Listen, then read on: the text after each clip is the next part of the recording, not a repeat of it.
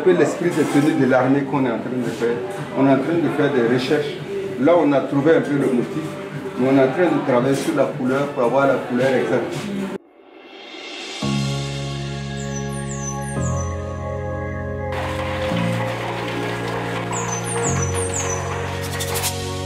Il n'y a rien de plus pollueur au monde que le textile. Les usines sont pollueurs. Pourquoi aujourd'hui beaucoup de pays ne veulent pas d'usines de textile chez eux? C'est parce que aujourd'hui les vêtements, quand ça vient d'un pays, le plus souvent, les gens, le client, le monde est regardant sur la pollution. Malgré qu'il n'y a pas de plomb, il n'y a pas de fer dans nos colorants, l'eau est versée là, c'est filtré là, parce qu'il y a des cailloux sauvages, il y a tout ce qu'il faut ici. Après, maintenant, ça vient dans ce puits-là. Et puis, dans ce puits, nous, on récupère, on peut arroser avec. Moi, j'ai fait un choix. J'ai évolué dans le coton bio. Et ce coton a une traçabilité.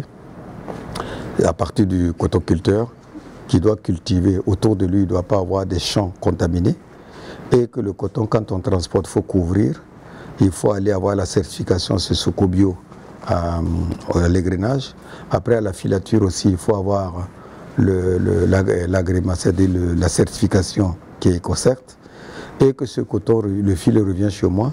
Et moi, je dois le traiter d'une manière équitable, en respectant l'environnement. C'est-à-dire, je dois tenir compte des eaux usées et l'écoulement des eaux usées. Je dois tenir compte aussi des colorants que j'utilise qui ne doivent pas avoir du plomb, ne doivent pas avoir du fer. Et ça doit être des colorants homologués. Donc, tout ça, c'est pour protéger l'environnement. Et si vous ne respectez pas le côté environnemental, actuellement, les centrales d'achat, les donneurs d'ordre, et j'achète pas vos produits. Vous, un Burkinabé originaire de la zone du centre-ouest, qui se retrouve à être reconnu à travers le monde, qu'est-ce que ça vous dit? D'abord, c'est un sentiment de fierté de voir que ce projet que j'ai débuté où personne n'y croyait et que les gens pensaient que j'allais contre un mur et que j'ai gagné la bataille au fait. Ça c'est un. Deuxièmement, c'est de savoir que quand même un pays comme le Burkina Faso, surtout en période de guerre où on essaie de nous salir, de voir qu'aujourd'hui il y a des gens qui croient à notre travail et qu'il y a des gens aussi qui croient qu'ici peut sortir de bien. Et que l'image qu'on a du Burkina Faso, surtout quand j'étais ailleurs en Côte d'Ivoire, on avait l'impression que tout ce qui était beau, qui pouvait exister, c'est que la Côte d'Ivoire. Et tout ça, c'est comme une vengeance, excuse-moi, mais voilà. Et puis aussi savoir aussi que, surtout, quand je vais dans les pays, par exemple en France ou à l'Angola quand j'étais, et qu'à ma sortie, on parle de moi, et que le drapeau burkinabé sort, c'est une fierté. Pourquoi on n'essaie pas de faire en sorte qu'il y ait plusieurs personnes comme moi dans ce pays? Donc tout ça aussi, c'est des sentiments souvent qui viennent, je me pose des questions aussi.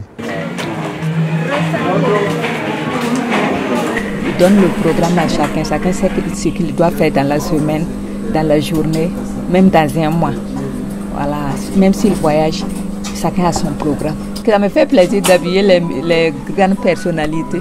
Voilà, comme les ministres, les directeurs de services, les grands commerçants, tout, on habille tout le monde.